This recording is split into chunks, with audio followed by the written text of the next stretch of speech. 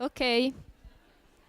Okay, so we are ready to welcome Manfred Reiner and Anna Hollinger.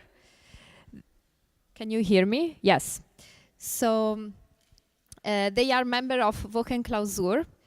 Since 1993 and on invitation from different art institutions, the artist group WochenKlausur develops concrete proposals aimed at small but nevertheless effective improvements to social political deficiencies. Proceeding even further and invariably translating these proposals into action, artistic creativity is no longer seen as a formal act, but as an intervention into society. So, welcome to the Escuela de Arte Útil. Thank you. Can you actually hear me like this? Yeah. Okay. So thank you for the opportunity to talk to you. The statement in the beginning is always like, this is the 3 sentences that we have on our website, and this is what we always use as a bio, and it's very unconcrete in a way, specifically because we always think about that we work in such a concrete manner. That's why I think we should That's why we should, I think, delve into the practical stuff right in the beginning. So WochenKlausur started off in 1993. The story is actually quite nice because it all started in this very building. That's the Viennese Secession. It's a very important place for contemporary art in Vienna. And at the time, there was a very formalistic kind of exhibition on young contemporary art in Vienna, in this building. And Wolfgang Zingel, the founder of WochenKlausur, he was writing for a weekly newspaper. And he heavily criticized the exhibition for being formalistic and not touching any subject that was concerning people at the time.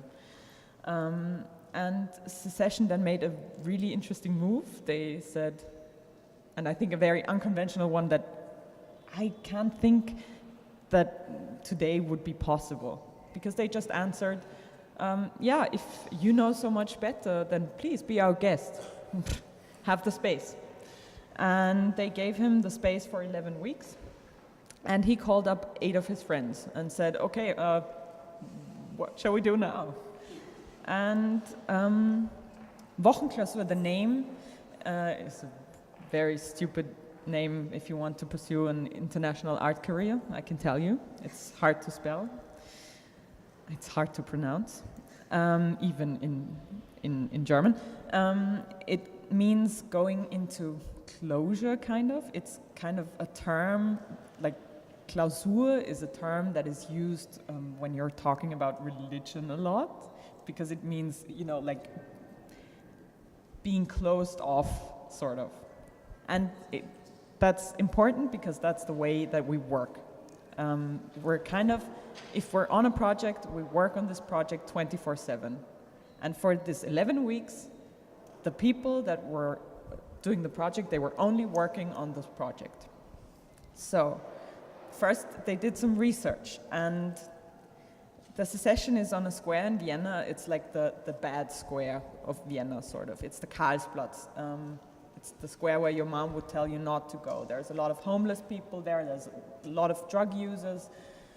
And the group soon realized that although the homeless people should be taken care of medically, because everyone's injured under Austrian law, they should be they should get medical care. Doctors often send them away, telling them that they should go wash themselves first because they're too stinky. And so WochenKlausur concluded, if the homeless people can't go to a doctor because they're sending them away, okay, then let's bring the doctors to the homeless people. And they acquired a bus and turned it into a mobile clinic. And they needed a lot of funding for that. And they got 70,000 euros of funding from various institutions to get this bus and to get it built into a mobile clinic. And they still needed to find a way how to pay salaries for the doctors working in there. And the only really good way of getting this funding is the city government. It's the only sustainable way of taking care of that problem. But the city councillor at that time, she wasn't really up for that. She didn't want to fund it. And so WochenKlausur played a trick. And that's why I think the notion of illegality that's the first loophole that we want to talk about. Because WochenKlausur then asked a journalist from the German newspaper Der Spiegel. It's kind of the equivalent of Time magazine. Time magazine, sort of. And they asked him to write an article about this art project and to call up the city councillor. And so he did. He called the city councillor pretending that he would write an article.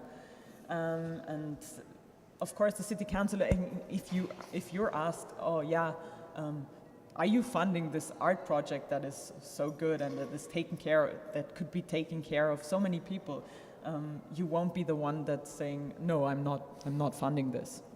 So she actually agreed on funding it. She said to the journalist, yeah, okay, yeah. And the article was never published. There was no need for it anymore. The bus is still running. It has been running for 25 years now. And it's taking care of, I think, 600 to 700 people a month. So that's roughly, I think, 200,000. I think 180,000 patients in the last 24 years. Though there has been a shift towards refugees, people without, Yeah, so that's the first project that WochenKlausur was founded upon.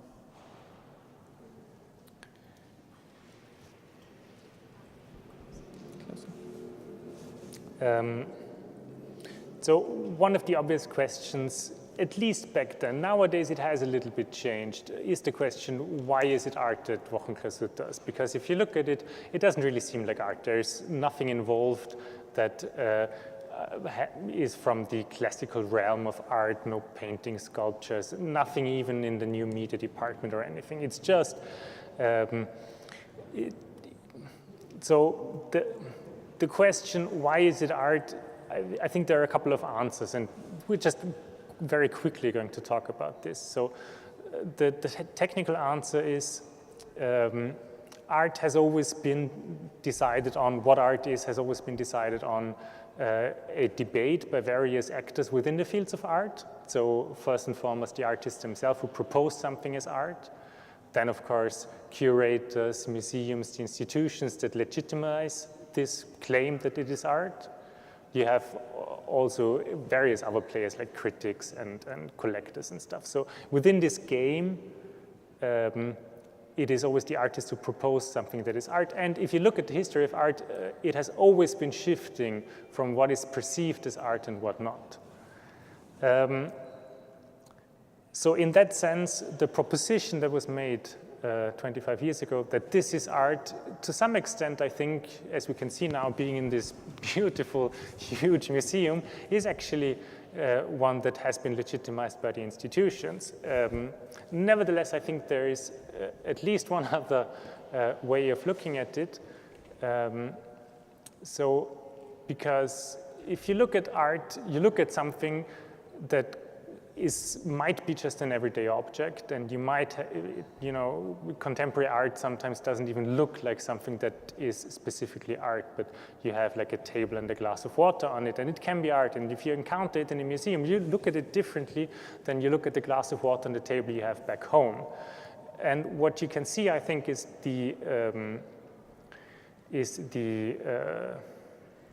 sorry, I'm missing the word here. You see beyond what is just the object. You see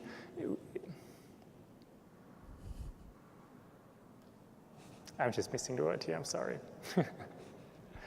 But what you can actually see is you see beyond what is just the object, and you see that there might be a different story behind it. You begin to think about it differently. You begin to think about the glass of water in terms of like, what is the story behind it? Where is the water coming from? What are the other things that it can tell me? So if you look at what we are doing as art, you have the possibility to see something that goes beyond just the project itself and beyond just the specific solutions, but it is actually the beauty of having a solution at all, and it's the beauty of actually doing something that brings in an improvement for at least a little group of people. That's at least the way I like to look at it. For us, it's very important that we call it art. First of all, we only work on the invitation by an arts institution or a cultural institution, so we need that kind of, we also use that cultural capital, but we also need it to get more invitations. So that's why it's super important that we call it art. And also it's super important in regards to when we work with media, because I don't know if you know, but media, they don't want to write about social problems. They're not, like, there can be a super interesting social project and no journalist is going to write about it, and there can be a super boring art project and there's going to be lots of journalists writing about it. So it's far easier to get people writing about an arts project than a social project, I guess.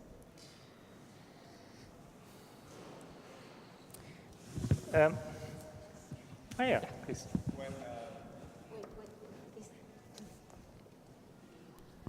When you're engaging with the media to talk about your project and you're contextualizing it in an art context, do you find that you have to conform to how they want you to talk about it? You know, you're already conforming it by talking about it as art. Are there any other ways that you feel compelled or forced to conform your project to making it palatable to their media? I think that, so we're going to talk about this later on in the presentation in depth, but the thing is, if we are talking to the media, it is usually because we want to talk to the media and we invite the media to come to us. Rarely media is interested in what we're doing if we do not go to them first. So this is because we're trying to use media as a tool when it comes to realize a project, because many of the projects, as you will see, we'll talk about many more projects, are in public debate, let's put it in this. So if you try to do a project for drug addicts, it is always hard to actually do it. So we are trying to be very careful in how we talk to the media, and only to use it then when it is beneficial for the project, but not just because we want to be in the media, but only specifically for the media. And then, of course, we try to frame it in a way that is beneficial to the project, which sometimes means that we have to talk about what we do in a way that we wouldn't, like in terms of how we have to simplify it, why it is art, for example. But I mean, it's the media, it's not a university, it's not like an art discussion, so. I guess as soon as we decide on a project, there's only, we only have that goal to realize the project, so we use every tool that we can get our hands on just to get that project realized.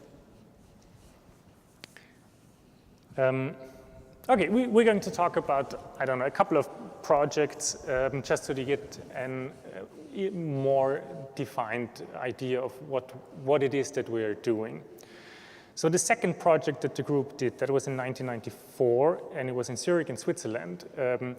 At that time in Zurich, there were elections held, and unfortunately, as it is in Europe, there's always a right-wing party, and the right-wing party was really pushing towards cutting the money that goes to social organizations, and specifically, I don't know why, but it was specifically a topic of drug-addicted women who support the habit by prostituting themselves.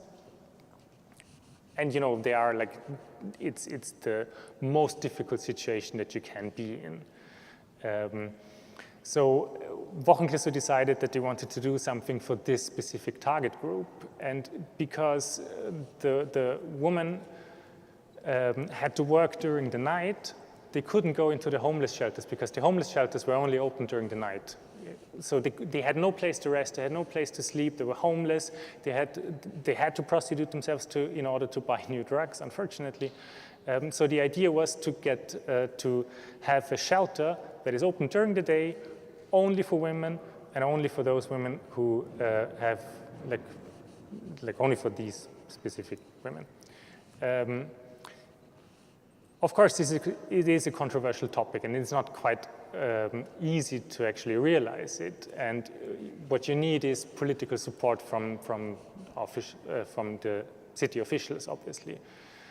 And in order to get that, the group, again, this is a tool that we used a couple of times. And it is a very powerful tool, actually. This is something that is far more powerful than you would think. The group tried to get together different experts from different fields, from politics, journalism, social services, and a couple of other fields, get them together always in groups of 4, put them on a boat on the Lake of Zurich, and have them discuss this topic for 2 hours. What happens then is that they are in the need of... Also, there was the media waiting on, yes. waiting for them to get off the boat again. So they had to come up with something that they talked about during being on the boat. So when they came off the boat, they had to present some sort of conclusion. And there were a couple of different conclusions reached. There were minor changes in how they would deal with the situation, but obviously the main goal was to actually realize this shelter.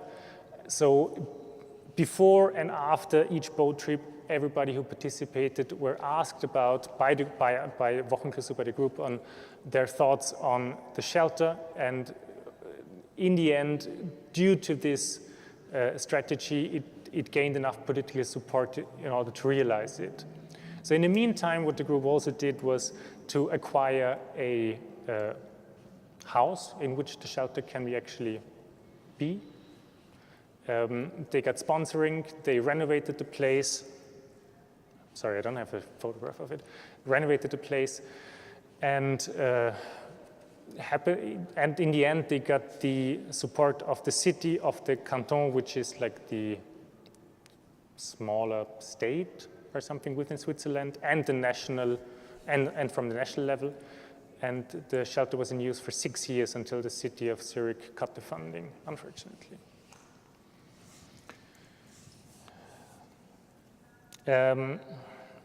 Another project, this is probably the most illegal project that WochenKlausur ever did, and it's a project that we're going to be talking about a little more, I think, maybe in the upcoming days, but here's just a quick introduction. So WochenKlausur was invited to do a project in 1995 in Graz, which is a small city in Austria.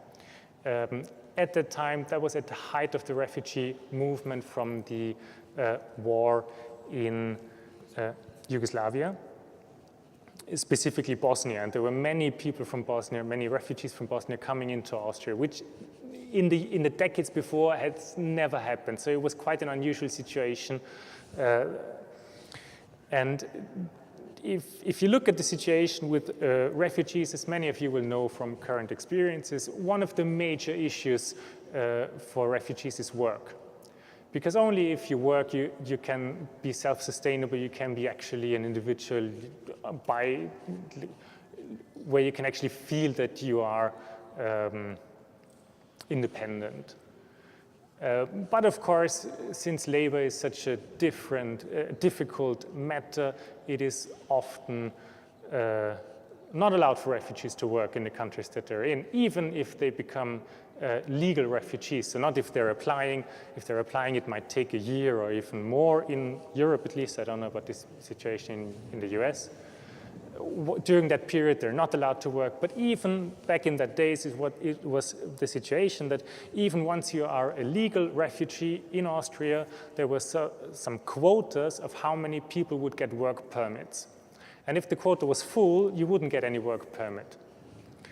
So to address the situation, WochenKlausur, they teamed up with a lawyer and they looked at the immigration laws and they found a loophole actually. And the loophole is quite interesting because it touches various different areas. So the loophole was that nobody is allowed to work if you don't get the working permit except for artists. Artists are allowed to work in Austria even if they don't get a work permit. And the only thing they need to do is they need to show that they have an income that is sustainable for them. Now, the second part is there is no law that defines who is an artist. And this is again where we come back to the beginning. Why is it art what we do? Because it is defined as art by the actors in the field. Being an actor in the field and having the cultural legitimacy of an art institution in the background, WochenKlausur decided, and they teamed up with NGOs and they found 7 refugees who were willing to become social artists, like socially engaged artists. And they also found 7 different institutions and private persons who were willing to pay them to commission them to do social sculptures. One social sculpture, for example, was to collect baby food in order to send it to Kurdistan. Another one was to just repair bicycles. Another one was to, I don't know exactly, but you get the idea, like doing stuff that is actually really helpful in that situation. Most of them did something that was beneficial to their own people back home from the countries they fled from, and they got paid, and so they were actually able to stay in Austria and work in Austria for a year. To legitimize the claim that what they're doing is art, the very institution that invited WochenKlausur, which is an annual festival, in the next year made an exhibition about these 7 artists, where they showed the social sculptures that they did the previous year. So a year later, the situation changed a bit, and the war had ended. A couple of the artists went back into their home countries. One person got married to an Austrian, and 2 actually continued with social sculptures and became artists. So, yeah.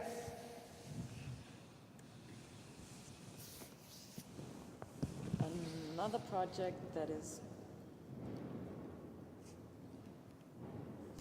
project that is interesting regarding Illegal is improving conditions in deportation detention. That was a project in Salzburg in Austria, and so the group was invited by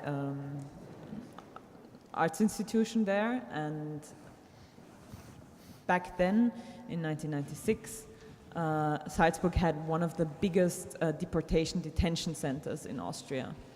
And the conditions, there were rumors that the conditions were horrible there, and so WochenKlausur looked into that, and they found, unfortunately, that the rumors were true. They found inhumane conditions. The people that were kept there were only allowed to shower once a week. They were kept there for up to 6 months, so no shower, no radio, nothing to do. There were no opportunities for them. And although, if I may, what you have to keep in mind is that being in a detention center means that you are a refugee or a migrant who needs to leave the country because you are not allowed to stay there. That being said, this doesn't mean that you have done something illegal. No, not at all. It is not a prison. This is really because it is so outrageous. It is not a prison. It is just an administrative situation. And you have families there, you have children there, and you have women there. And sorry. We have them here too. Very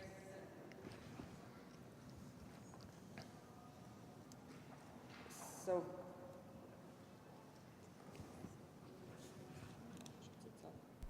Red.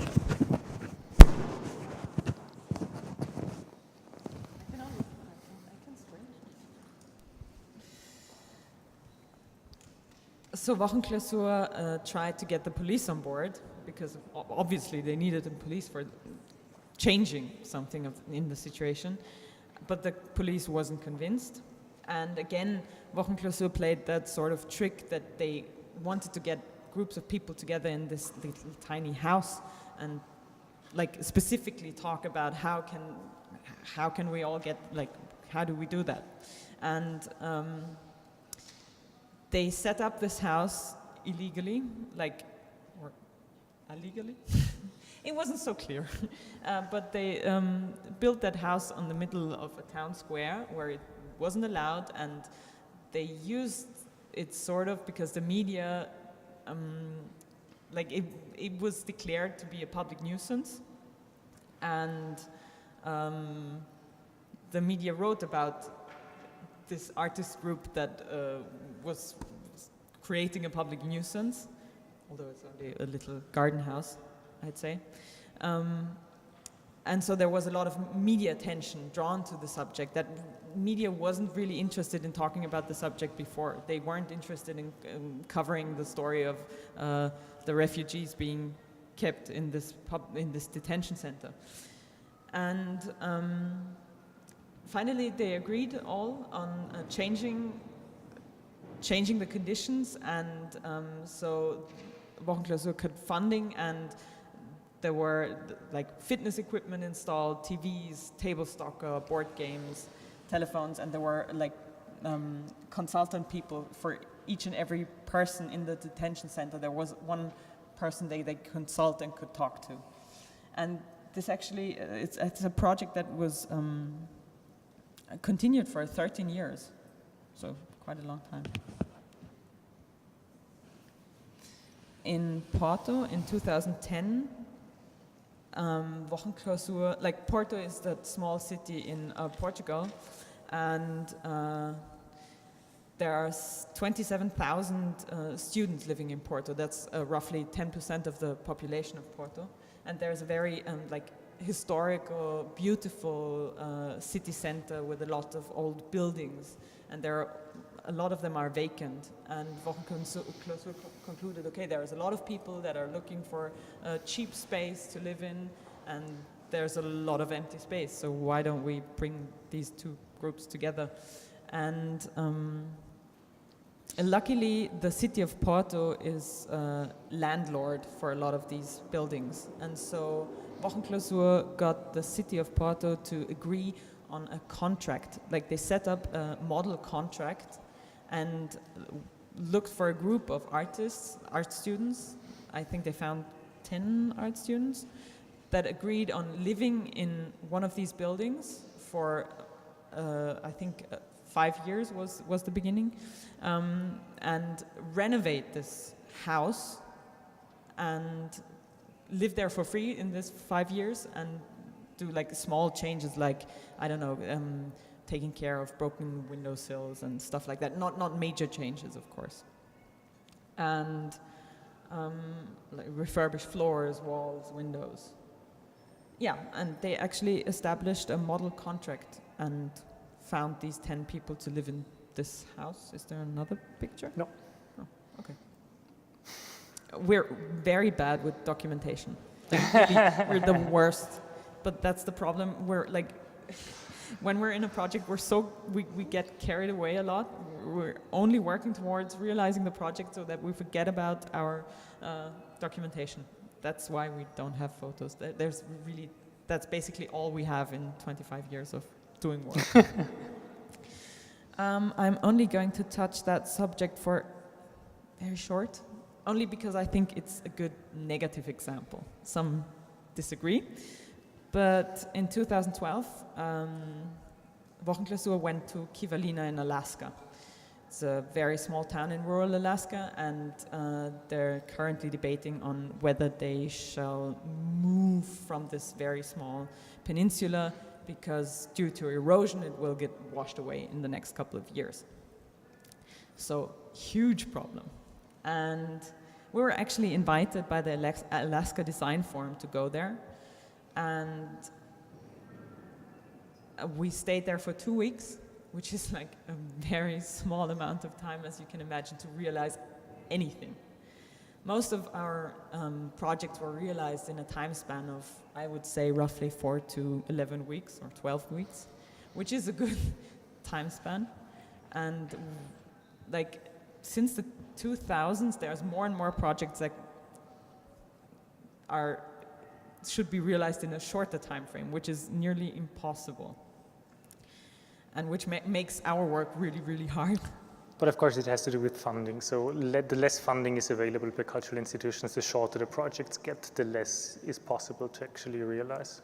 So doing something for a peninsula and for a small town like Kivalina in Alaska in 2 weeks is a really hard task.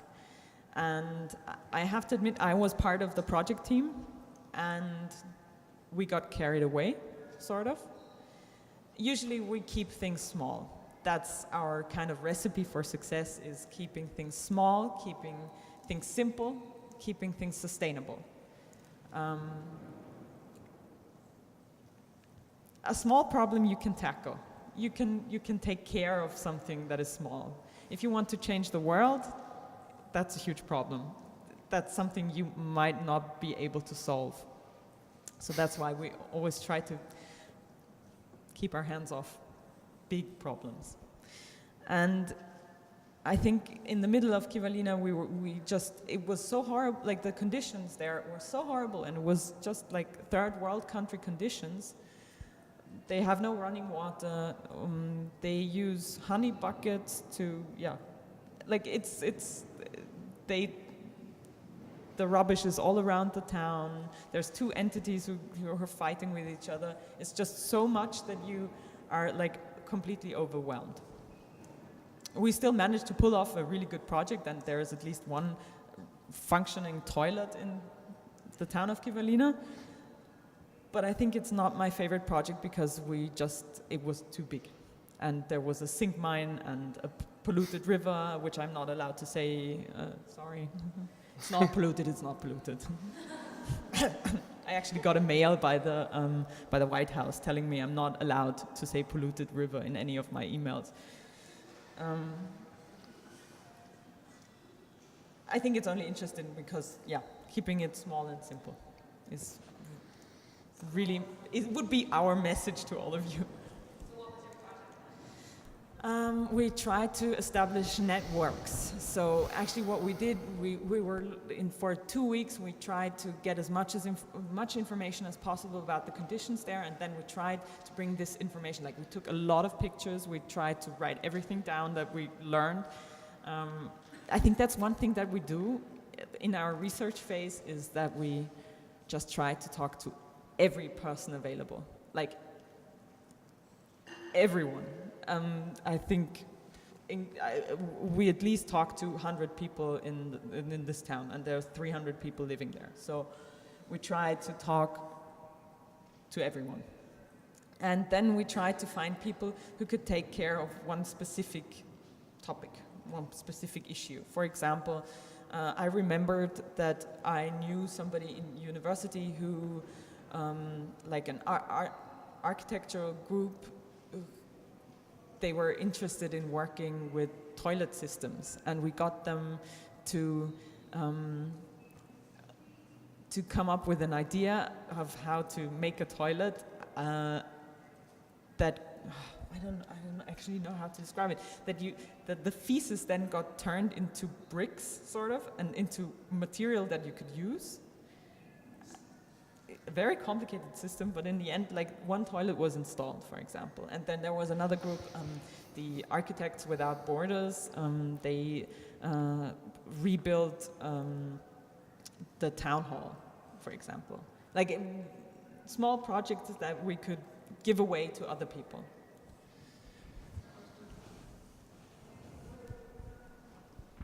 Were the conditions ongoing forever, or was it because of the fact that the island was, or the peninsula was being inundated by water? I mean, was that what the community was like? No running water, honey bucket toilets. This had emerged as a problem over time. Is that? It's actually it's part of a super complicated problem, because the people there, the Eskimos that are living there, they were nomads before, so they were traveling the country, and but I think in the early 20th century, US law prohibited them going around because the children needed to go to school. So they built a huge school there. And actually, the people living there, they don't stay in this area for a longer period of time. So it was always kind of that temporary thing to it. And the problem is that a lot of people, they don't have work. There is only the zinc mine where you can work. And a lot of them don't want to work in the zinc mine because also very complicated. The zinc mine is also the reason why there's no whales around. Whales are a very important, yeah. It's like there's a huge, that's what I'm saying. There is one thing connected to the next thing and it just gets bigger and bigger and bigger. And you can't really get to one specific point. But I can give you the whole details afterwards if I may. It's basically the problem of post-colonialism. Yeah. So, post-colonialism. So, but with the extra, like the cherry on top is that it's actually US soil. So all the NGOs that we contacted and that we were talking about said, yeah, you know, we would love to help you, but unfortunately US is not really a country that we're working with. So we're sorry. There was a question here before.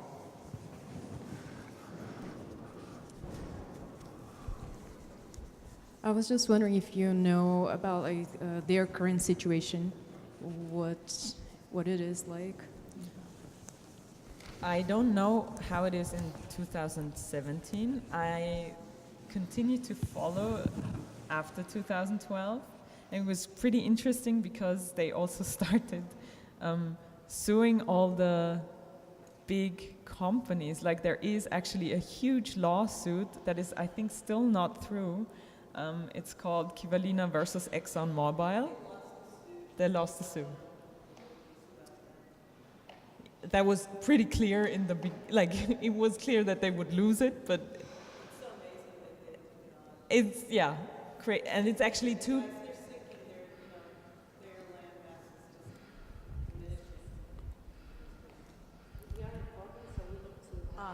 I'm sorry. They lost the lawsuit, and Kivalina is, the water is, coming higher, and they're losing a lot of land.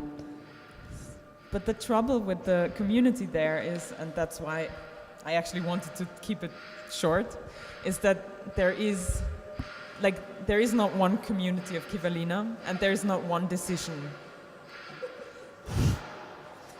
Like there is not a group of people who are willing to go. Like there's not a group of people who are willing to leave the island, and that's why they don't leave. Like they're still debating it themselves, and that's one of the biggest reasons why there's not much you can do actually. There's two entities and two families that have been fighting with each other for, I think decades is too short. And there's also two churches, sorry. Like two entities, two churches, two families. Like the whole town is divided. We also tried to find a mediator. There was nobody willing to do the job. Yeah, let's go on to the next. Oh, I'm sorry. These are actually the photos of Kivalina. Yeah, one at least. One. This is a project that we also did in 2012, and both of us actually participated. And I realize now that it doesn't make much sense to have the German newspaper article here in the US. I'm sorry about that. So we got invited to the city of Kassel, which is where the documenta is hosted as well. Interestingly, it was the Protestant church who invited us, who have a cultural program there. And they asked us specifically to work on one square, which is called Luther Square. And on this Luther Square, it's quite a normal German square. You have a church on it, of course, the Protestant church it is. You have a community center, you have some sorts of arts initiative, you have, it's a little park, and it's quite nice to stay there, and there are people pass through it because it's on the way to the city center. And also you have a huge community of drug addicts and alcohol addicts who stay there during the day. And this, obviously, since there is also not only a community center, but also like a children, what is it called? Well, the church center for children, basically, where like teenagers go. So it's bound to be complicated, obviously. And they asked us to do something about this on this square because there weren't really things that happened, but there was this feeling that there is something bad to happen. And there were people complaining about the drug addicts, and there were lots of people were frightened because there were drug addicts hanging around, but actually nothing ever happened. So we got in and we told them from the very beginning, okay, we're happy to do something, but one thing is not going to change. We're not going to get rid of the drug addicts because every city has drug addicts, always, and there will always be drug addicts. And it's not a problem of them being drug addicts, it's a problem of society.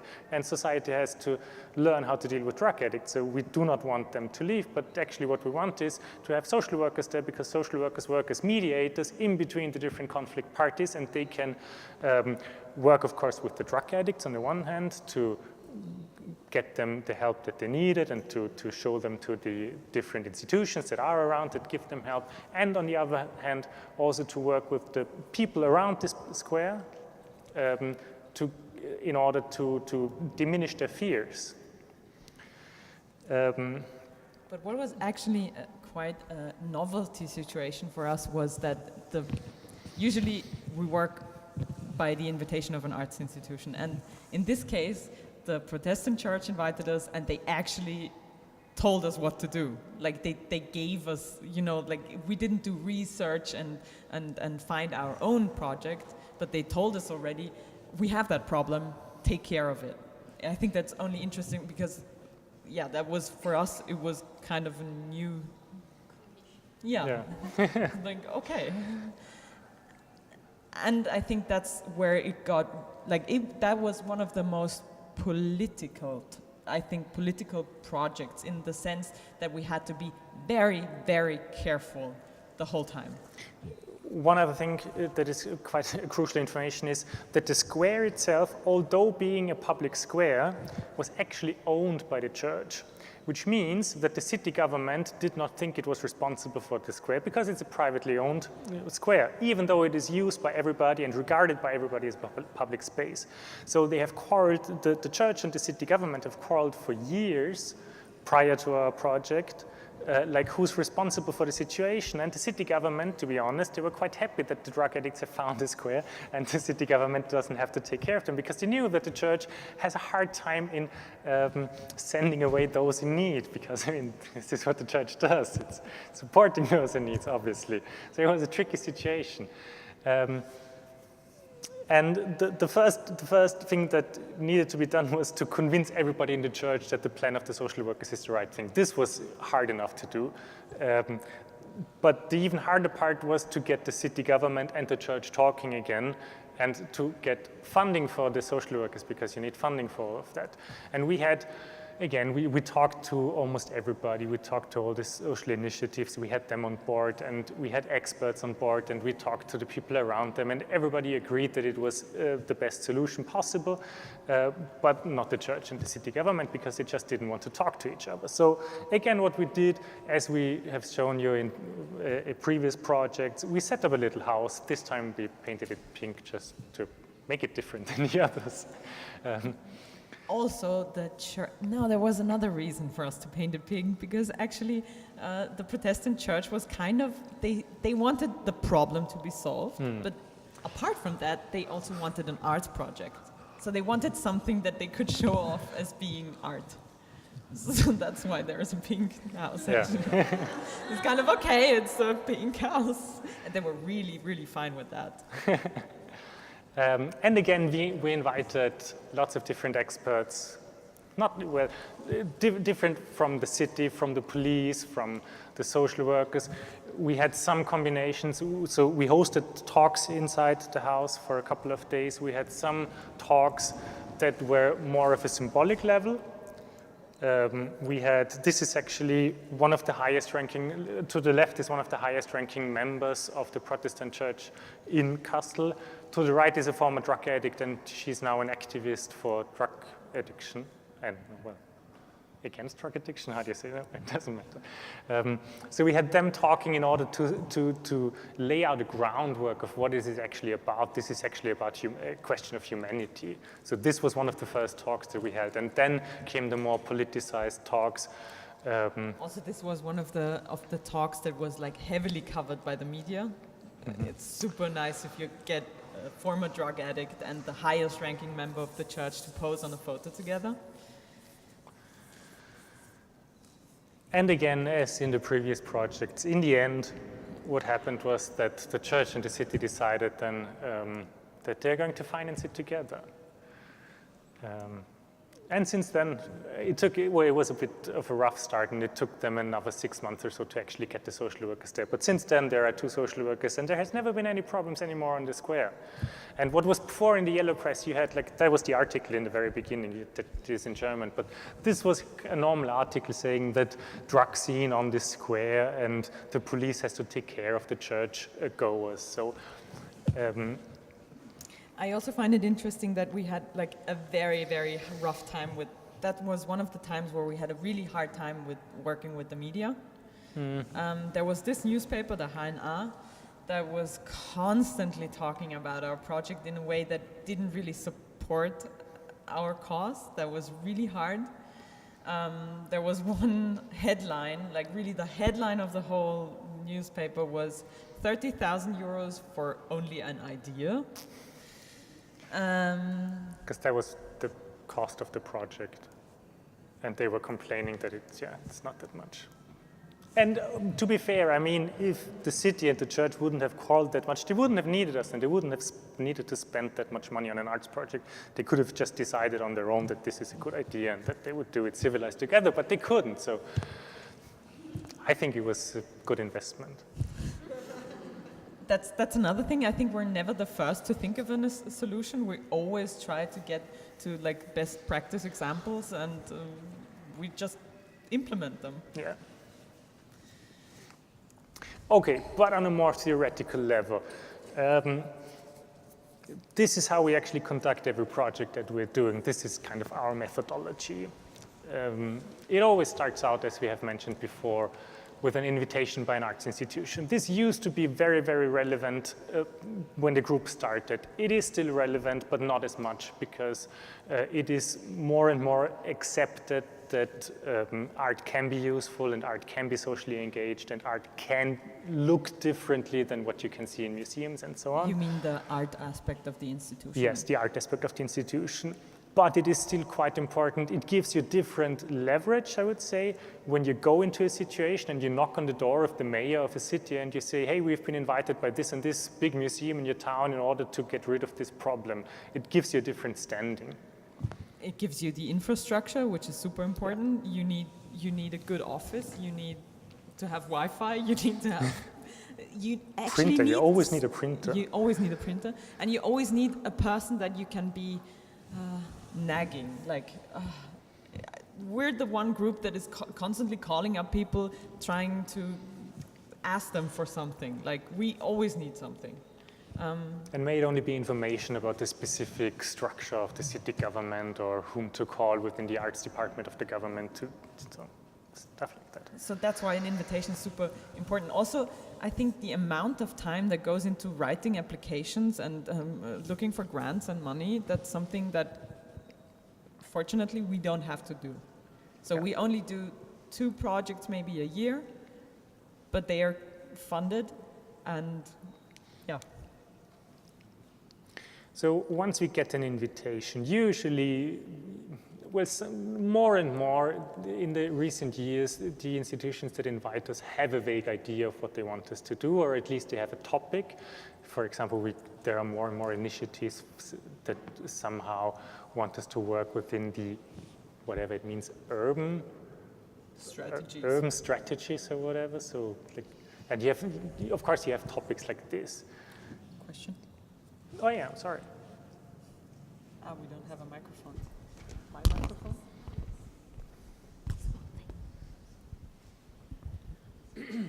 So what do the organizations that bring you into each situation, what do they get at? What are their rewards? And how does that fit into the dialogue that they have with you and resolving the issues that they want you to come in and resolve? So is what you give to them, do they get more out of what you are giving to them in the long run, or is there some kind of like equal gain on both parts, as from maybe not at the initiation of each project, but maybe towards the end of the project? Does it go up and down as far as like who gains more out of the project than the other? It is a good question. It's quite a complicated question, but one thing that I want to add before is, what we haven't said before, is whenever we have the possibility and we get invited into a museum, we try to use the museum space as an office space. So this is something that they will get as well, because it's kind of like an exhibition, although it's not an exhibition, but we're using the space and there's something going on, and there's then like a explanation next to our office that says we're working on this and this and this. So it fits into what a museum usually does in that way as well. There are sometimes we get invited by institutions that have a specific interest, or they have a specific, like, you know, they want to do a project in a specific part of this town because this is what they have to do, either because they got money or funding for specifically this, because this is how the arts funding works a lot these days. But I think that most of the museums see it for like the benefit of society, and just for this is something that can actually also be art. I also find it very complicated to measure, like, it's an art project, so. You know, there's a certain amount of publicity and sort of like dressing up the institution of the museum, as they're using you as a way of, maybe I should rephrase that. They're inviting you to do something that, even though they have the funding for, they're not going to staff it. They're not going to do it themselves. That's what they think, at least in the right, beginning. exactly. So the benefit for them, you know, as an institution, is that, you know, they're looking good to the neighborhood. They're looking good to, especially the institution of the Protestant Church, which, you know, the altruism, and, you know, you're fulfilling what they should be doing, but yet they're asking you to come in and do it for them. I think that's what I love about WochenKlausur. It's a very pragmatic approach.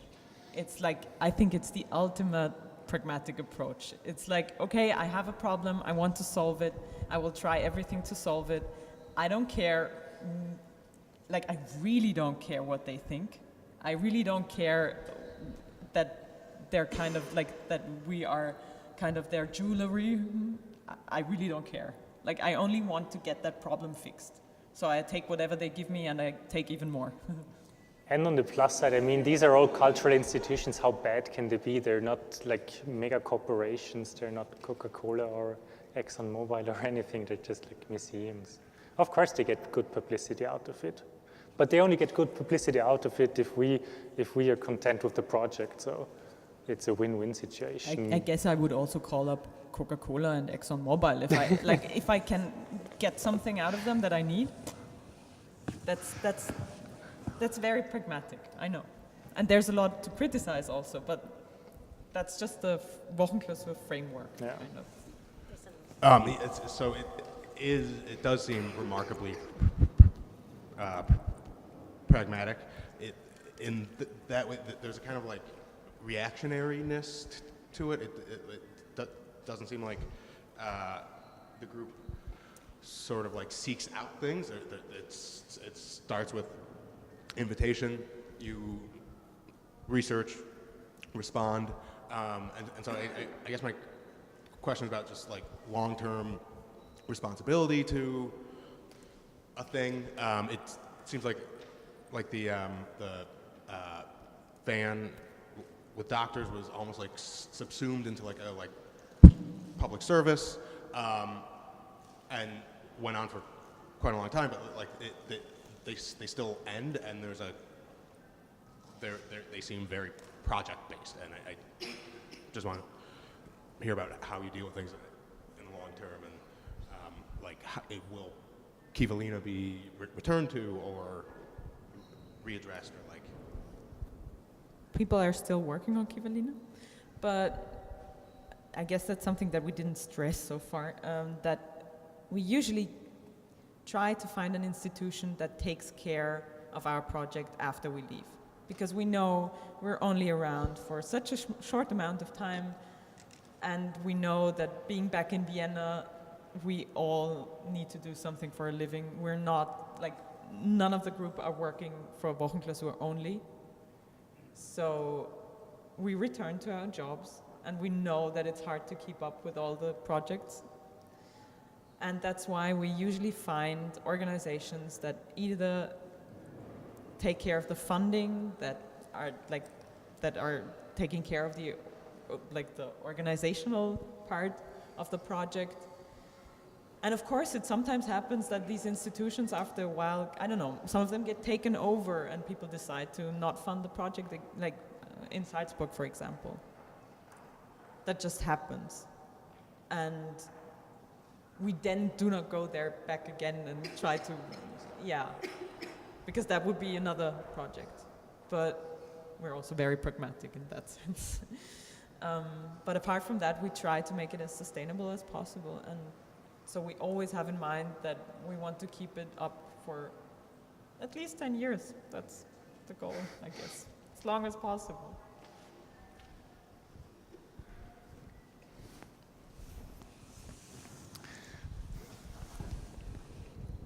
So the methodology that you're going to present to us, is it, when you said Kivalina was 2 weeks, and then some of the other projects have like, it says 6 weeks, do you run through all of these bullet points within those? No. No, only the implementation. Okay, like we're going to explain it. So after we get invited, the next thing that we do is we go to the place where we're invited and we do some research. This is usually a couple of days, up to a week or so, and 2, 3, 4 people are going there. And what we do during the research phase is just we try to get an impression of the situation there. We try to talk to everybody that we can think of and everybody that we can find. There's a list of usual suspects, and we talk to social institutions, we try to talk to policymakers, to somebody from the city government. We try to talk just to meet people on the streets and to talk to them. We try to look at school system,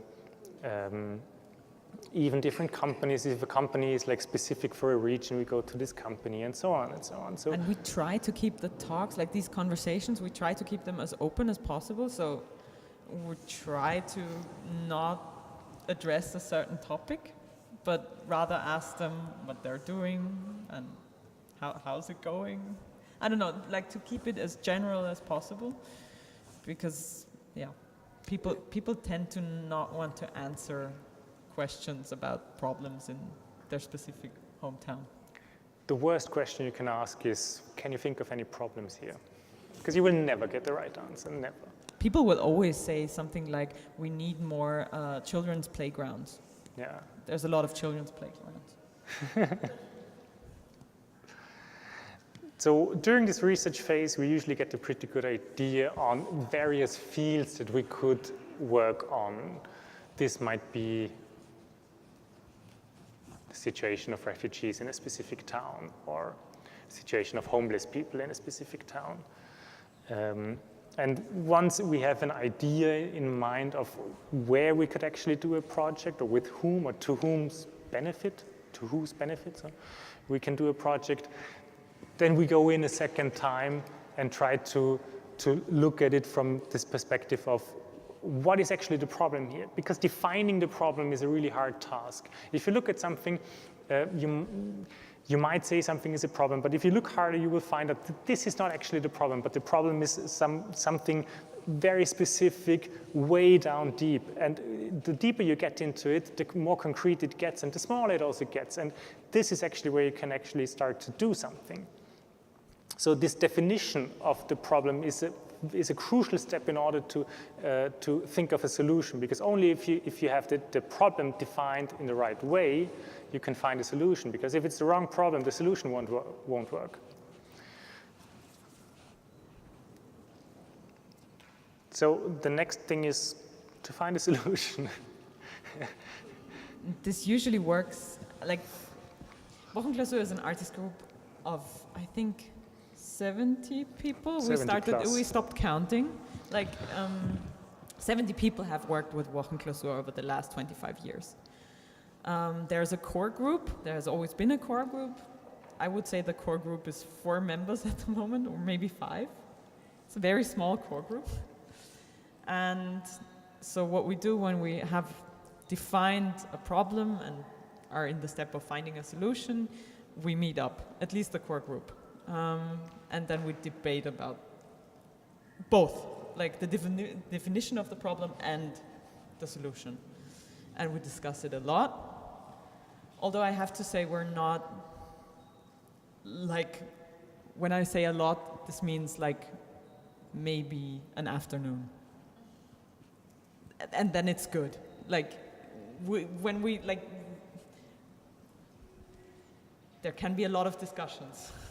But it's also good to make a point at the end and say, okay, let's just try to concentrate on one topic and let's just try to focus and do that. And if we still cannot decide, or if there are still like some members of the core group who are not that lucky with the idea, it is always up to the group that actually goes there to decide, to finally make the decision on what it is going to be, because those are the people who are actually going to have to implement it. I think that's interesting because that was one of the last projects that WochenKlausur has been doing, and that's the renovation of a refugee center. And we were doing one research trip for that. So we went to Sweden for, I think, 4 days. It was almost a week. Okay.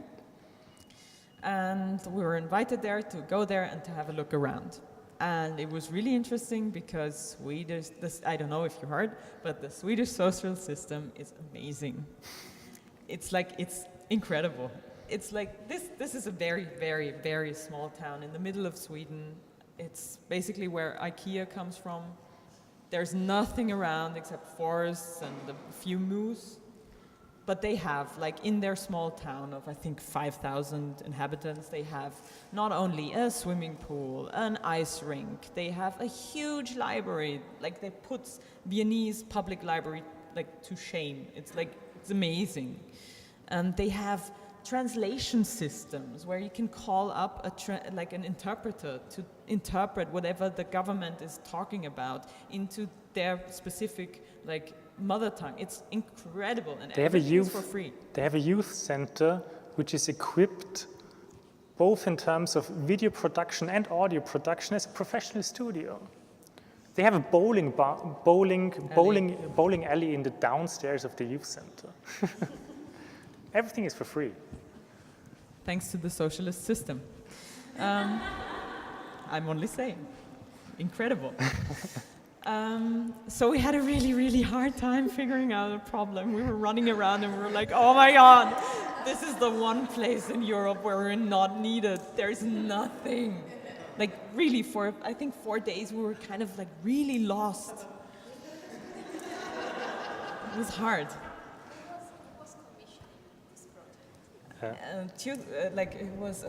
It was a festival, basically. It was from the Regional Arts Council.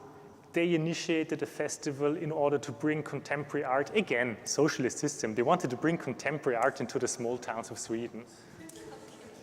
Although they have an art, like they have a huge art hall there as well. Oh yeah, each small town also has like a tiny, not huge, but it's a small museum. It's a house, yeah. It's like a family house, which is, in there is a museum. And they really try to, like talk about contemporary art to all the people living there. Yeah, they have graffiti workshops and stuff. And yeah, and we did our usual thing. We talked to everybody, and like after 5 days, I remember that we were talking, and the only thing that we remembered that we could somehow work with was that the very first conversation we had was with a counselor for immigration topics. And she said something like, yeah, okay, they really have to set up the refugee hostels in a hurry now because there's a lot of people coming, and they have, of course, they have everything already laid out and they have a system for that. Of course they do. But unfortunately, the refugee homes are not equipped that well, and they can only provide a mattress and like the basic stuff. But they don't have time, and they don't have the That was resources. that was back. Like we did the research in the end of 2015, and 2015 was like the height of the refugee movement towards Europe, and Sweden was the country that took in most of the refugees in percentage to the population.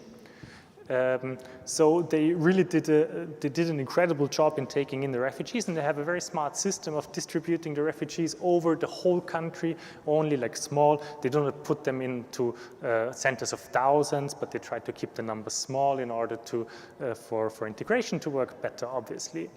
But even because there were so many people coming, they just didn't have the resources to adequately staff the refugee centers. But that was only sort of a side conversation we had. Yeah. And then we remembered that, and we thought, let's look into that. And at the end of the week, we went to a refugee center. Actually, we just went there because somebody knew somebody who took us there, and it wasn't really in the town that we should have worked with. But still, we wanted to know how the situation is really, like,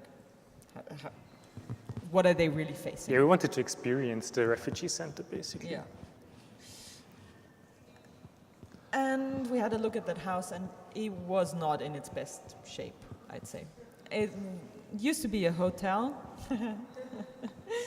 And I mean, there is all the stuff you need. There are tables and furniture, sort of.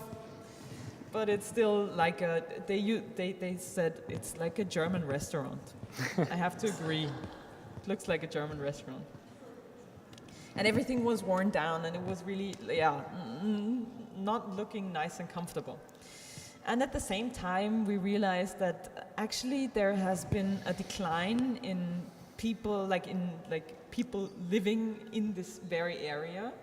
And they actually need people to stay there in order to have the economy running. So they are dependent on these new Swedes. They are dependent on them wanting to stay there.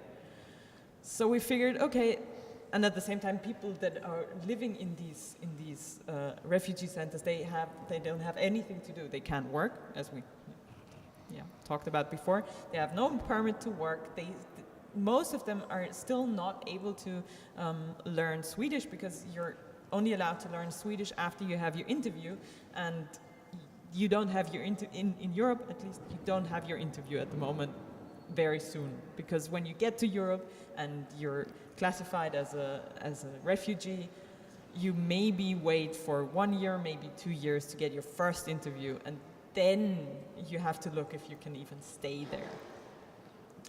So they're not allowed to learn Swedish. They're bored to death because they don't have money. They have, I think, €5 a day or so, or maybe less. Maybe it's €2. So they can't even travel somewhere. Some can't even travel to where their families are. And we figured, okay, there's a lot of man or woman power around. There's a lot of knowledge. Why don't we refurbish and renovate this refugee hostel together with the people living there?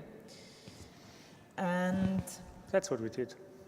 That's what we did. But the funny thing is, when we had that idea, we knew we had to get the management of the refugee hostel on board.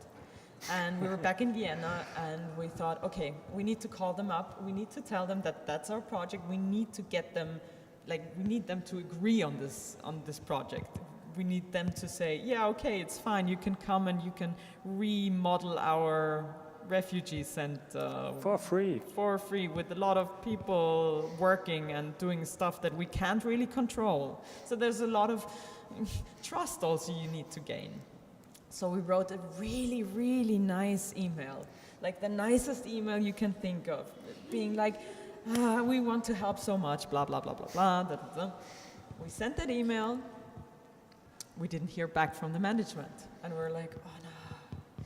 And we kind of looked at our watch and we're like, oh my God, it's 5 to 12, because it was already, I think, 2 weeks before we wanted to start the project. And they still didn't respond.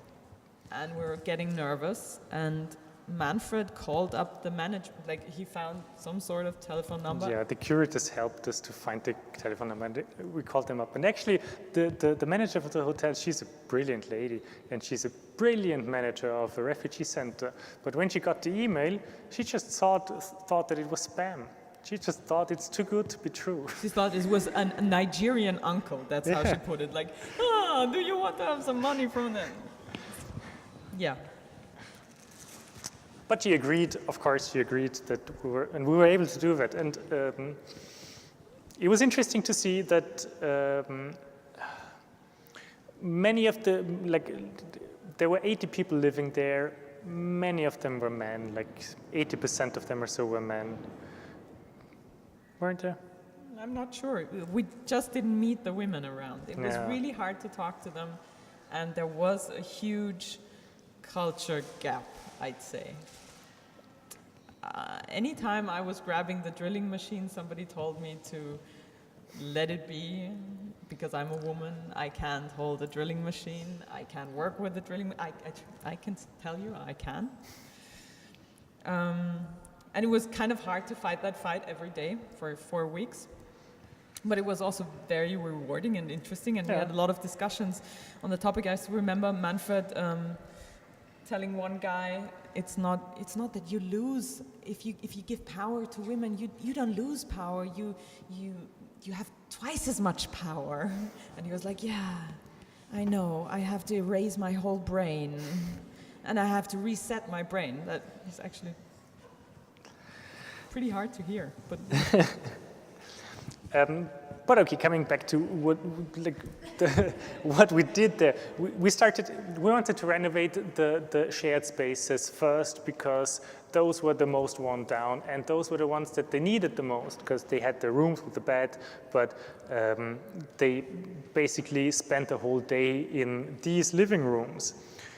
So we renovated the furniture, we got them to, we found out that there are many crafted men and women among them who used to do some sort of craft back in their home country before they fled, but they couldn't continue, and they were relieved actually to get something to do, and they took over parts of the renovation by themselves because simply they were the experts and we basically knew nothing about renovating.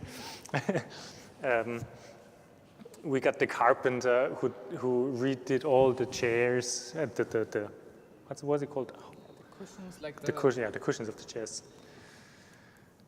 That guy, he was sanding a lot. He was sanding so long that the sanding machine almost broke.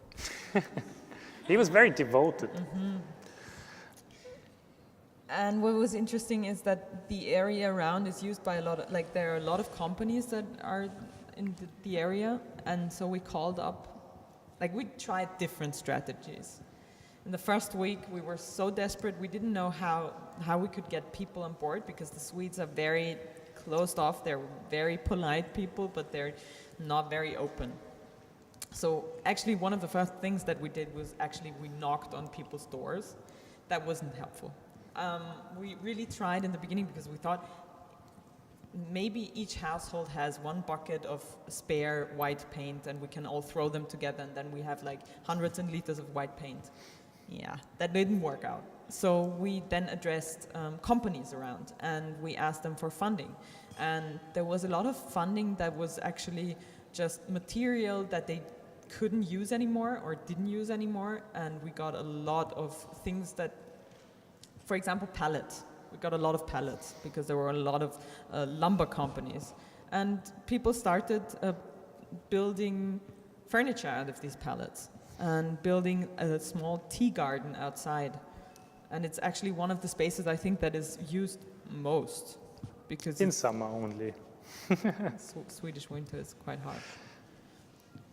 But we also got furniture companies to sponsor. There is a furniture company right across the street of the refugee center, and they have basically, I think, 500 or 600 meters of spare textile that was just lying around because they couldn't use it anymore. There were people that ordered it and didn't use it, and they just gave away the textile. So we brought it back to the people in the refugee center, and they started sewing things out of it. Like they even made trousers. And with all the, what was really important for us was not only to renovate the hotel and to do it together with the refugees, to give them a sense of home, but also to have the connections to the outside, to the companies, to people to come in and help us renovate. There were people coming in helping us to renovate, and we wanted to have a sign towards the outside. So the refugees actually decided on 2 flags that they saw, and one that you can see is the peace stuff, obvious why they've chosen that, and the other one is a moose because it's like the national animal of Sweden.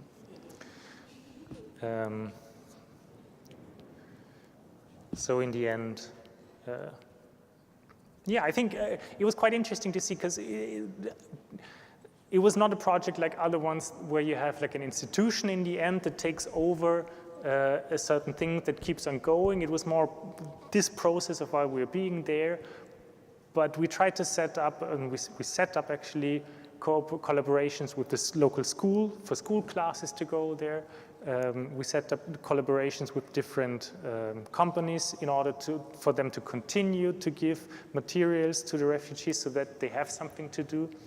And we always tried to work on and through a party in the end, so that the local people who live around there could come to the refugee center and see that they're actually got really nice people, really normal people there. You don't have to be afraid of refugees. You can just talk to them. Most of them actually then already learned to speak Swedish. So, yeah.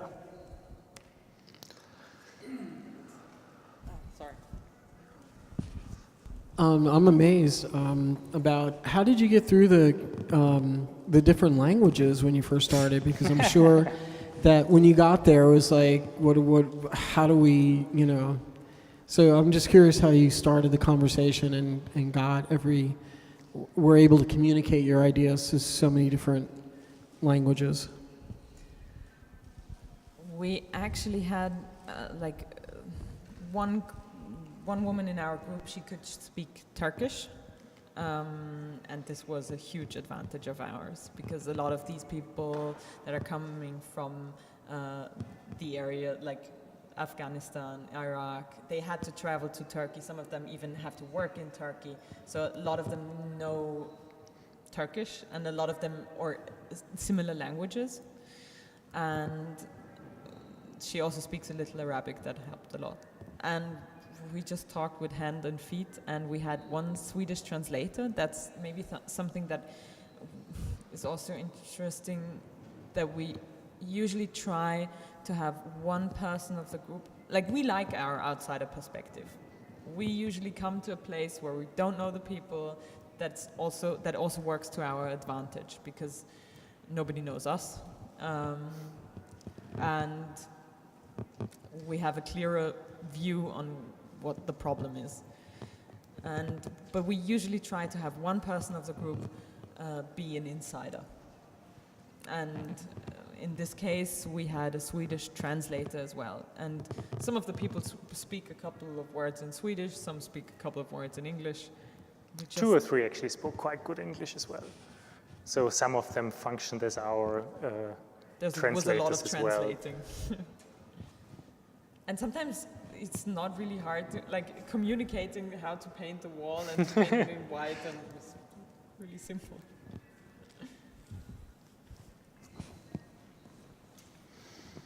Any more questions? What is actually the time? Sorry, just.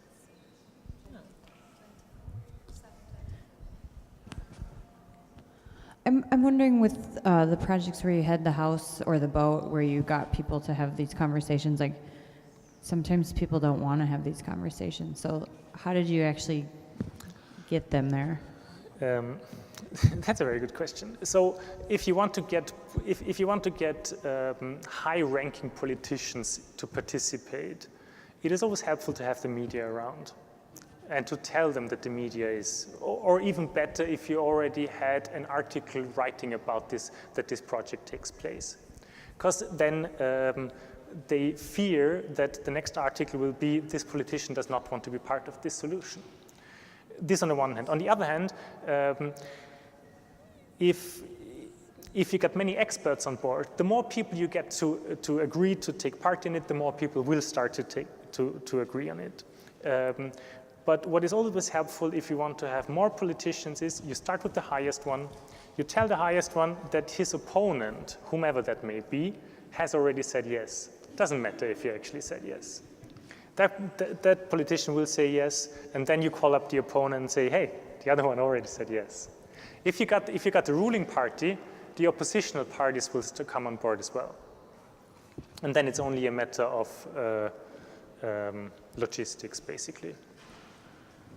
I still remember in Kassel, it was like, I remember that the group decided on me being like the photographer, and I had a really good camera, and I was running around taking pictures. Nobody knew that I was WochenKlausur. Nobody of the people that were in the house knew that I was WochenKlausur. And there was another guy that was kind of befriended our group, and he had a huge film camera, and he circled around the thing as well. So it wasn't only real media, but also people pretending. Creating the impression.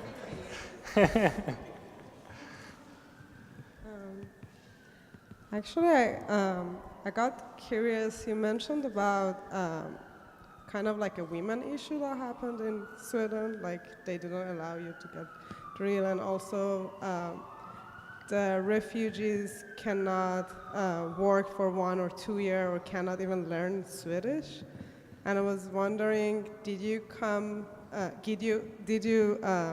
got to know about these after you decide the project? Because I think like they're also a major issues in a way. Sorry, what was the last? I think like these are major issues that came out. Did you decide this and then found about that, or how did you decide?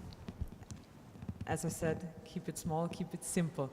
The thing is with the legality of having refugees working, that's a topic that you won't be able to solve in a few weeks. That's something that is, although we came up with, one of our project ideas was finding ways, like loopholes, where people could earn a little pocket money by working, like in, I don't know, like,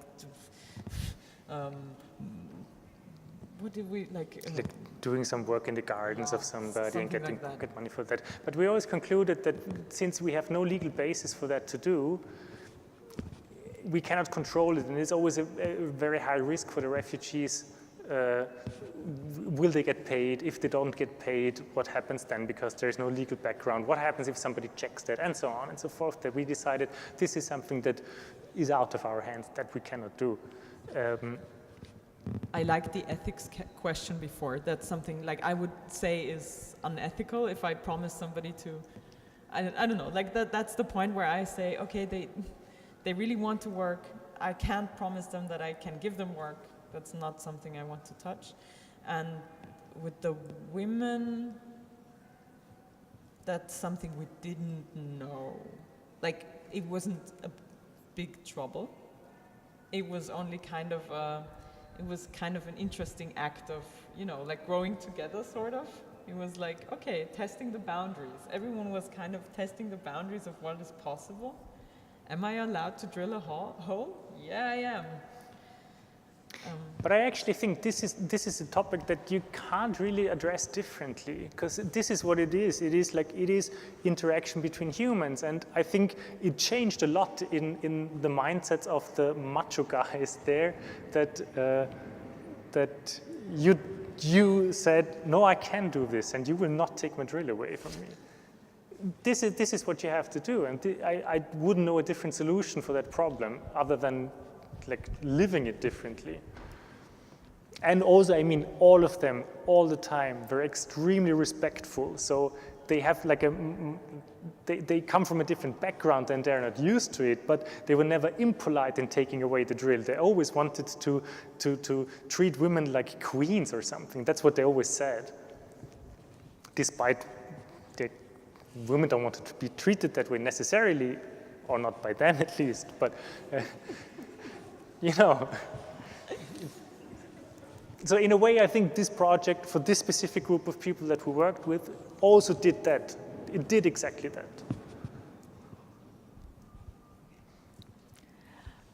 Thank you for sharing your project development strategy, and I'm wondering if you would be willing to share with us how you manage your projects financially, how different of the WochenKlausur artists are paid, who sponsors it, and maybe how you work out contracts and kind of nitty-gritty things. So we're only paid during the time of a project. So we get only paid in these 2 to 11 weeks. We are paid a weekly salary. Apart from that, as I said, we have to work in different jobs. There's a lot of people that take part in WochenKlausur. So there's one person that takes care of the organization and the administrative stuff back in Vienna in our office, and our organization is funded by the city of Vienna. That's not a lot of funding that we get. I think it's roughly 20,000 euros. But it's enough in order to keep, the very first slide that we showed, that was actually our office. We have this office in Vienna, and it's enough to pay rent for this office and to have like one person working for 2 days a week or even less on the organization. And that keeps everything running, sort of. And then we're paid, like we come up with a sum that we want from the institution.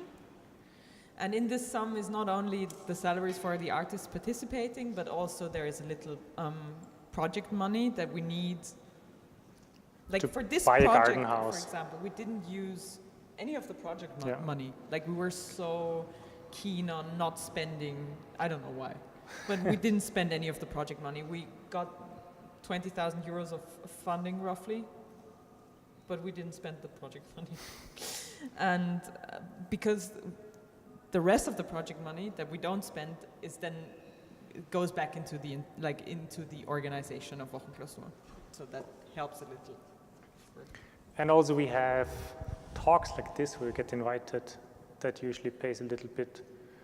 And traveling is always quite expensive. That's a big part of every project budget, is traveling and living at the place, accommodation costs. To be quite specific, we get around 400 euros a week, maybe 500, depends. It has been 500 recently, 400 a couple of years ago, per week, per person, for the time on doing the project. That's not a lot of money. It's not. Especially if you think about 24/7 kind of work, but yes. You're not in for the money anyway. But it is, one thing that I have to say is, like, being artists ourselves with the background of having graduated a couple of years ago from art school, it is actually, within that, it is actually quite good paid for being an art project. So then when an institution invites you, will they come to you and say, we have a budget for 30,000 euros, what can you do for that? Or do they say, we want you to come, how do you negotiate the contract? Because a lot of times you don't know what you're going to do until you go there and do your research. So do they give you a budget, or do you come back and tell them what you need? Both. Yeah, we have the advantage of having the experience of a couple of decades and having different projects, like having lots of projects done with a specific budget. And this is something that not us are doing, but the persons who is organizing WochenKlausur is always also responsible for these kind of negotiations. So she does that. But as far as I know about these negotiations, it's always like, yeah, but we have done like this and this project for 8 weeks. If you want us to come for 8 weeks, then we need this budget. That's just it. And it usually pays off if you do that. If you go to an institution and start very low, it's not good for yourself. And the higher you start, paradoxically, the more respected you are by the institution because it seems more serious. Yeah. So do you think that if you were like, for example, similar kind of work might be done by a nonprofit or a design agency or something like that, they would probably charge more. But when it's labeled as art, do people have an expectation that it's going to be worth less or the budget would be smaller? I don't know where the NGO gets the money from. I simply don't know. Neither with the design agency. I guess that it is more expensive what they are doing.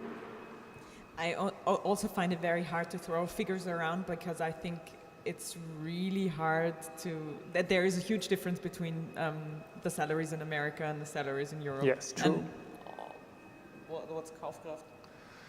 Yeah, basically in the US you have much more money flying around. In Europe we have a lower income, but we don't need that much money to spend. Do you know what I mean? Yes. Like it seems a lot less for you, the 500 euros that it's actually for us. 2,000 euros a month for us means that's quite good.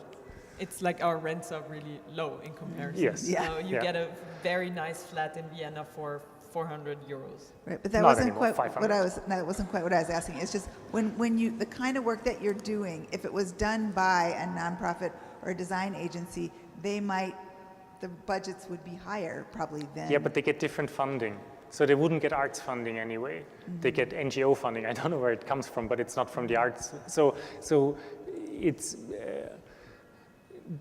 the arts has this limitation that the budget for the arts has never been big and is always increasing somehow, it seems. We are in this situation, we can only talk about the arts funding, so it is not that much. I guess others get more for what they're doing, and also that is an important part. If an NGO does it, an NGO is an institution in a different kind than we are, even though I think that WochenKlausur is an institution, but the difference is that NGOs, they have people whom they have to pay salaries. If they have to pay salaries, they're like twice as much as you have to pay people who are not like us, who are like basically independent freelancers. So that changes a lot. Yeah. Thank you. You're welcome. You've talked a little bit about the ways that you have worked with communities and changed communities. Can you talk a little bit about the ways that the projects that you've worked on have impacted you or have changed you, particularly maybe changed your approach, or things that you've learned in the process of your projects that have maybe challenged the way that you think about them? Personally, I think that I have learned more from participating in WochenKlausur than I have ever learned in school or university. Because it's something that is, it's learning by experience, and you learn that you have to dare to do something, which is something quite different than just theoretically coming up with an idea of a project, which is something that, I don't know exactly about how the ESCUELA works with your assignment, but I would not urge you, but if you really want to experience it, you have to go outside and try to realize a project. Or even, the first step is not realizing it. The first step is to go outside with the idea that you have in mind and talk to people who are concerned by this. That changes vastly the whole thing. If you can realize it, it changes it much more, and you will learn so much more by just doing it, whether or not you have an artist collective with this history in the background. This on the one hand. On the other hand, it taught me a lot about communication and conversation, both in terms of what is possible to achieve with communication.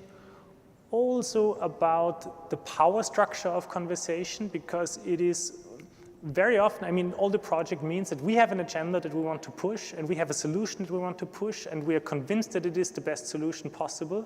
So we need to get others on board. And this if you talk to somebody and have a conversation with this goal in mind, there is a power relation there, because you have a goal that you want to realize.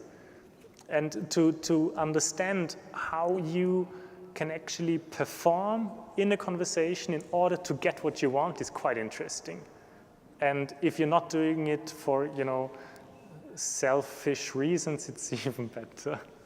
You don't have to, have a bad conscience in the end, because you're doing actually something good. It's not really an answer to your question, but I remembered that before, something that we forgot is that as I said, we're very pragmatic. And when we work with communities, such as, for example, this refugee center, sometimes it's not helpful to go around and ask each and every refugee, what's your ideal home? Like, how does it look like? Do you want the wall to be white or gray? Because you will get 80 different answers, and it's going to cost you a lot of time. And in the end, probably the wall is not going to be painted. And so I'm advocating kind of, I tended to be very strict. And there was one member of WochenKlausur who was a new member and who was still kind of like, he wanted to do everything the right way, and he wanted to talk to every person in the refugee home and ask them what they would like to put on the flag. And after, I think, one day, he came back kind of like, he was kind of a bit ashamed, and he was like, I'm sorry that I proposed that. After the 20th person that he talked to, somebody told him, please, could you decide it? Please, we don't want to decide it. So what we then came up in the end was, we kind of gave them like 10 different motives that they could choose from, and they decided which motive it is in the end. So we try to keep things simple when we work with communities. I think it saves you a lot of your energy.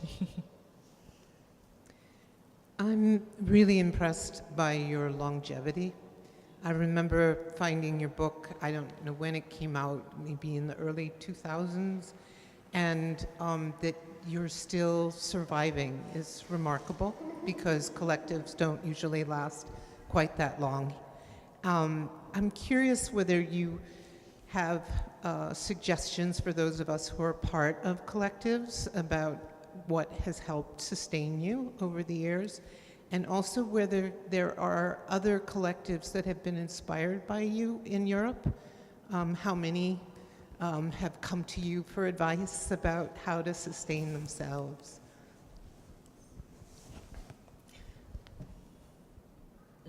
I cannot give you an advice. I haven't been a member for more than 5 years, so. Although I have to say, WochenKlausur is just not, I think it's not the regular artist collective. It's different in the sense that I think it's more of an idea, and kind of, there's still authorship discussions. There are. I didn't say so. That's not publicly. But there are. But we try to keep them small, and in the end it really doesn't matter, because it's a WochenKlausur project, and it's just important. I mean, the core group knows whose idea it was when somebody has an idea. And that's, I think, all that really matters. To the outside, we're WochenKlausur. So I think that helps a lot. I think one crucial thing why this collective exists for 25 years is Wolfgang Zingi. He is the founder, and he is Martina Reuter. And Martina Reuter. Sorry. Yes. So, but the two of them stuck from the beginning, and they're still here, and they're still trying to recruit new personnel for WochenKlausur, because it is needed, because of the way we work. It is quite difficult. If you have to work in a different job. If you work in a different job, it is almost impossible for most people who work in a regular job to actually get 4 weeks to go to Sweden and work with refugees. So with this setup, it is quite complicated to participate if you're not an artist by yourself or freelancer in some sort of way. But there has always been a second generation, like the two of them, they have been running the group forever. But then there's always been, there has been one moment in the early 2000s when Wolfgang didn't want to continue the group, and then came Claudia, and Claudia was like, this is such a good idea. I have to push them to get to more projects. So there's always somebody, I think, who likes the idea so much that they kind of take care of it. Brings in new energy. Yeah.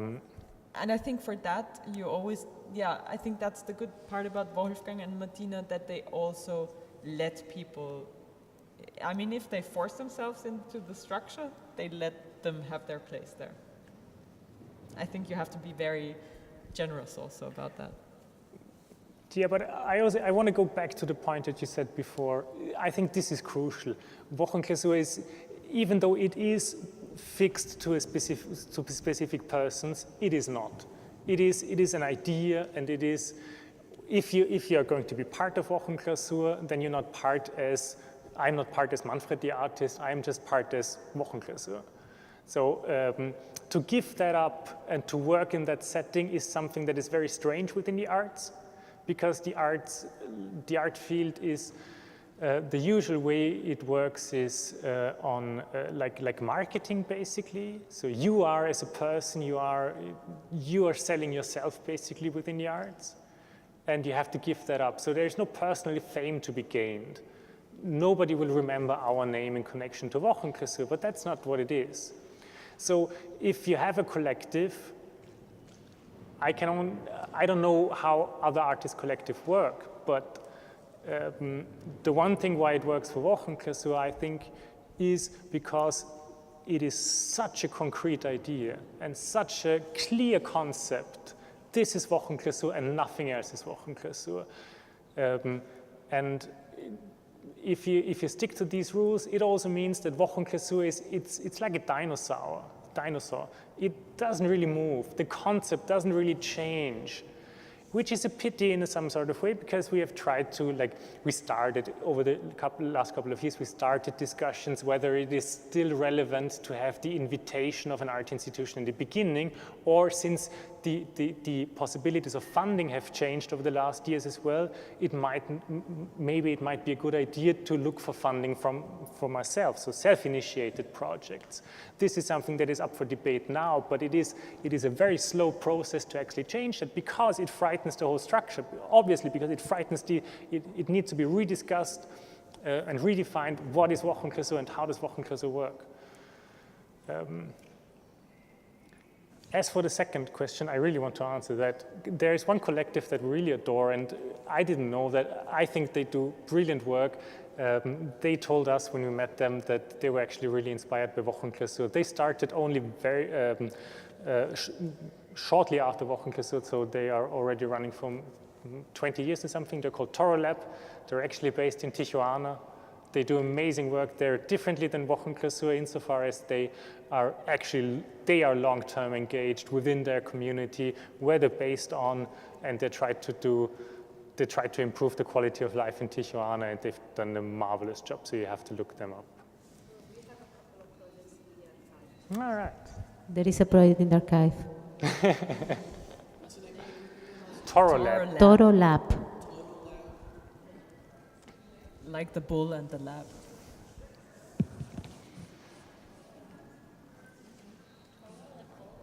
Yeah. Toro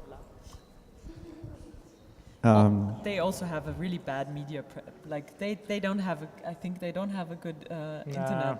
No, they don't have a good. But if you ever have the chance to go to Tijuana, look them up, write them an email. They're always happy to have guests at the farm. Hi. I'm curious to know if you two have any relationship to ARTE ÚTIL, and if so, what is it?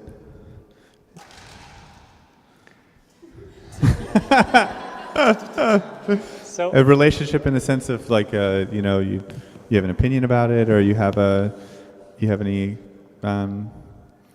yeah, and just any relationship to ARTE ÚTIL.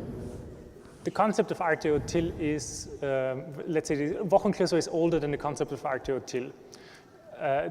So it started out without ARTE ÚTIL. ARTE ÚTIL as a concept, I think it's quite a useful one. It is one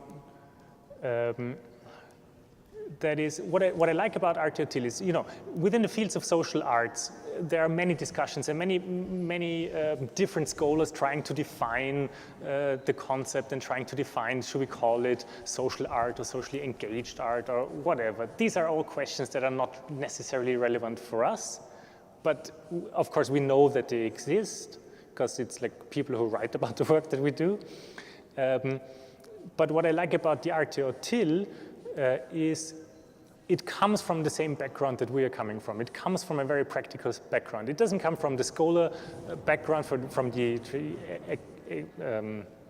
like from the university and the theory and stuff, like how can we theorize it. It really comes from how can we give this knowledge of how to work concretely for something, use art for something useful, from an artist, from Tania Bruguera's artistic background herself. So this, I think, is a difference that I really appreciate.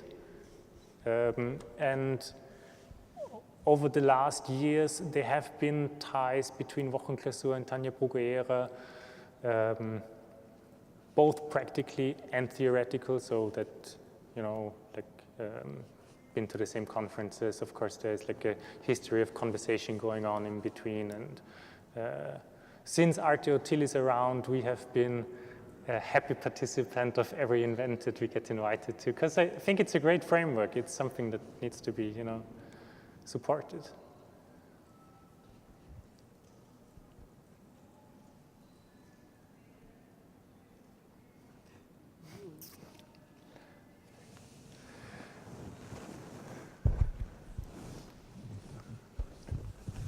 Hey, thanks so much for coming and sharing your work with us. It's cool to kind of know the nitty-gritty nuts and bolts of what you guys do. My question is about, I heard you both talk about how the smaller that you get, the more concrete the solution gets, and I think coming from a human-centered design thinking background, like I understand kind of why that's necessary given the scope of the time frame that you guys work. So I also have like a policy background too, so I'm just wondering, how does your work influence or interact with like policy change, like the projects that you guys do, like on a more systemic level? Because I know you guys are working on a very concrete level.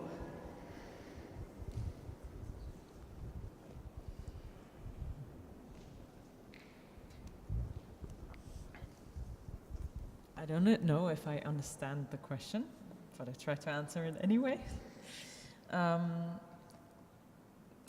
We often work with politicians, and we often try to get political institutions on board. So that's how slowly concepts of WochenKlausur then become like politics.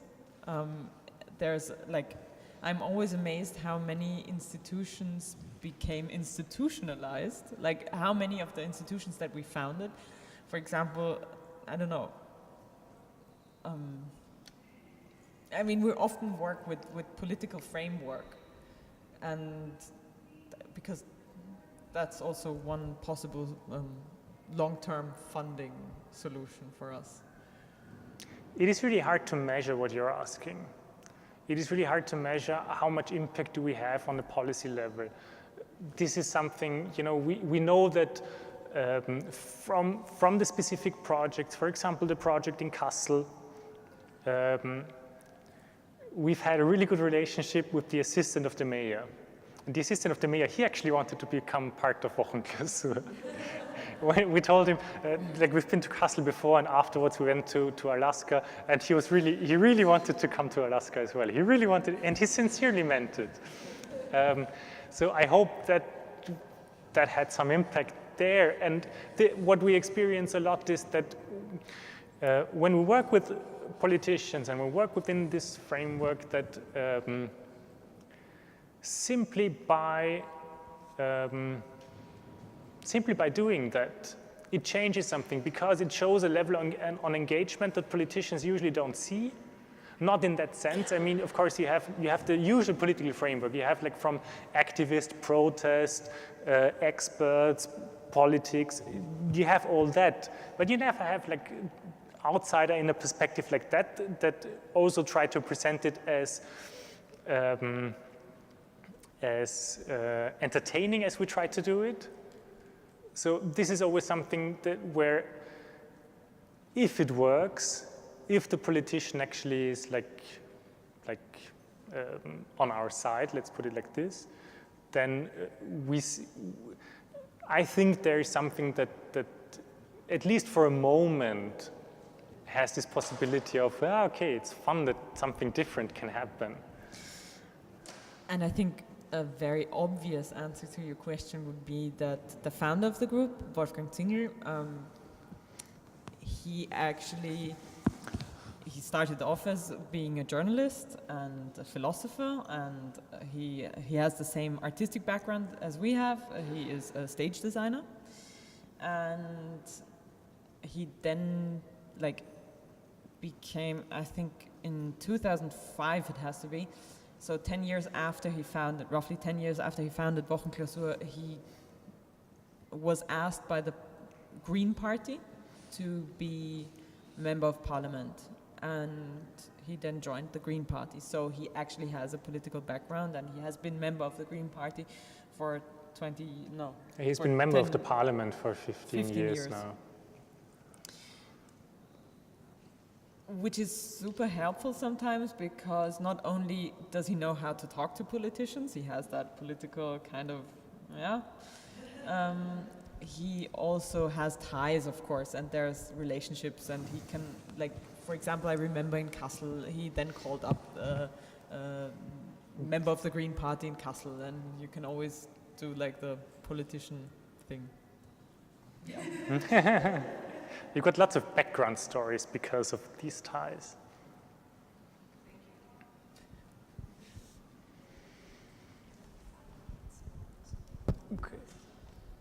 Okay. I was just curious about your involvement. How did your involvement with WochenKlausur start? Were you invited to come join the collective? My father is member of parliament as well, and I wanted to copy something in the copy room, and I met Wolfgang there when I was finishing school, and he asked me, what are you studying? And I said, I don't have a clue, and he said, don't do photography. I said, okay. And he said, do stage design, and I was like, not a bad idea. And so I studied stage design, and I always, I remembered our conversation, and I remember that I had a discussion with a teacher of mine that told me, that he knows Wolfgang, and that he thinks it's is it necessary what he does? Yes, I think it's necessary, but I don't think it's art. And we had this discussion going on, and then I think we came up with a project that we both of us did, and we called up Wolfgang to tell us about WochenKlausur. We were in university, and we organized some sort of exhibition, and in preparation of this exhibition we invited a couple of different people, and we invited Wolfgang to talk about WochenKlausur to us, and to And afterwards he was looking for people to participate in a project, and he didn't want women on board. And he actually didn't call us, he called a friend of ours, but he couldn't, and so he brought us with us, and we forced ourselves into WochenKlausur.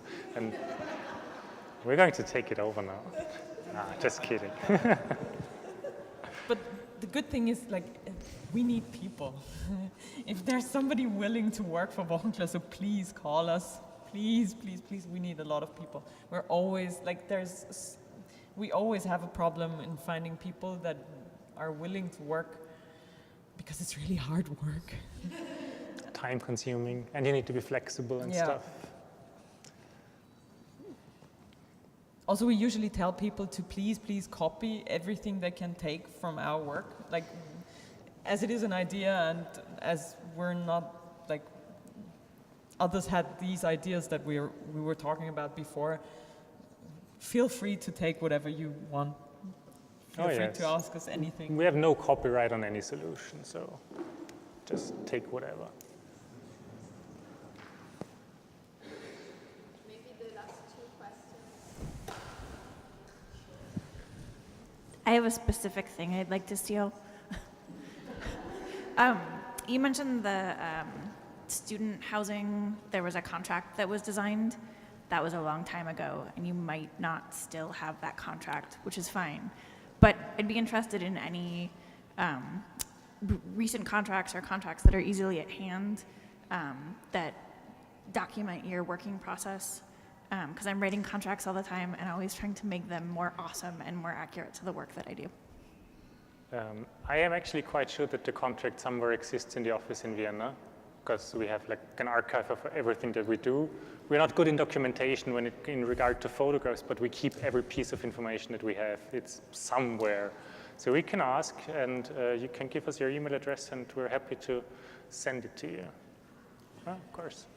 Sure, it's meant as a model contract, and it's meant to be spread around. So everybody should get this contract to give to the anarchist friends who are squatting a house.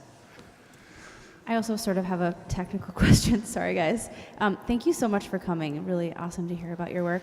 I also run a women's-led collective, sort of anti-Trump sort of work. And I'm really interested in like the longevity, as this other woman was asking about. I'm specifically interested in like the rules you have. You know, sometimes people are like, oh, I've been part of a few collectives and some have crashed and burned. Oh, it's a collective, like whatever, whenever you want to show up, like whenever. And then someone's like staying up all night doing all the work and taking all their credit. And they're like, well, you just weren't here at like 2 a.m. when I came up with this brilliant idea. It's like, dude, lots of dudes. So I'm curious.